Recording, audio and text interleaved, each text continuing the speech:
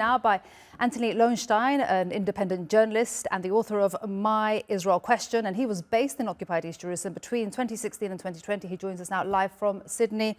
Perfect timing, Antony. We have just had very big breaking news.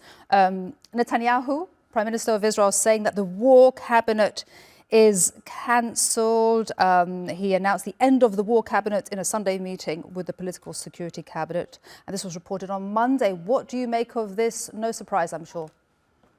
Not a huge surprise. And essentially what Netanyahu says is when Benny Gantz left the war cabinet last week, there's not much point in continuing with it. And in many ways, the war cabinet was a rubber stamp for so much of the awful abuses that have happened on Israel's watch since October 7. And it's important to remember that in the last month or so, when Netanyahu and Gallant, the defense minister, are now on potential war crimes charges at the ICC, International Criminal Court. So the idea that disbanding this war cabinet will make much difference to the war plans in Gaza. I mean, in some ways, look, Israel is in a quagmire in Gaza. As you say, to have 8 to 10 soldiers killed in Gaza in the last few days shows that Hamas is still alive and well, undeniably bloodied, no question about that, over the last 9 months, but are still in control of parts of Gaza, can run an effective insurgency pretty clearly.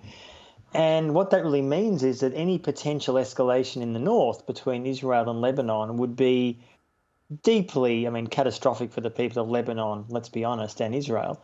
No doubt about that. I think it would make what's happening in Gaza seem like kindergarten. That is the apocalyptic war that no one who's sane would want.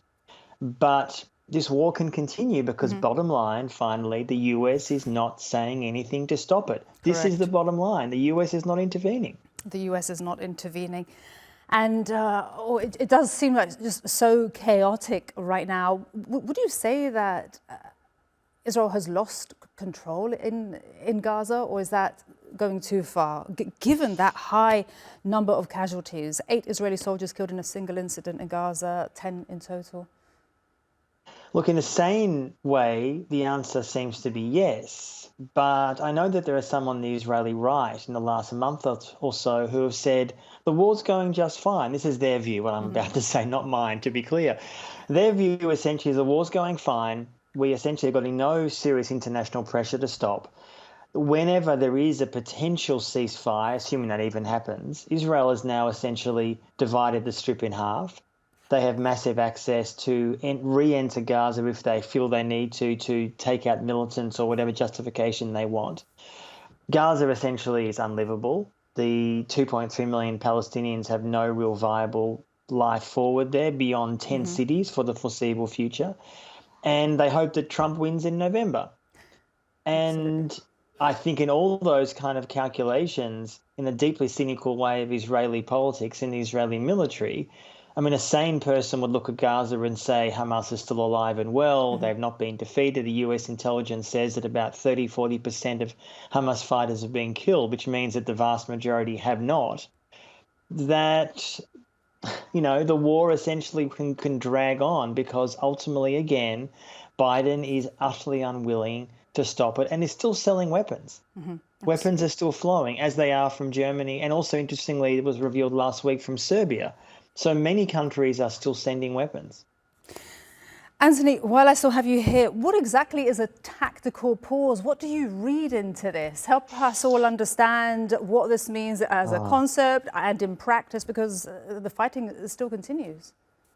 Yeah, a tactical pause is something I wish in some ways us in the media just simply refuse to use that term. It doesn't mean anything. It's like collateral damage. Collateral damage means killing civilians, right? But we use a term that somehow obfuscates that. Tactical pause allegedly was, as your reporter said, to allow more aid into the strip, which is desperately needed. But that aid is not coming in. Every international aid organisation, the UN, has said that.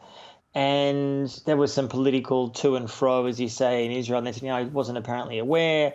Who knows what really happened there? But bottom line, it's made no difference. And I think in some ways, when we hear these reports from the right-wing Israeli press and the government, we should as media refuse to actually use those terms because they're meaningless. They're devoid of any kind of depth.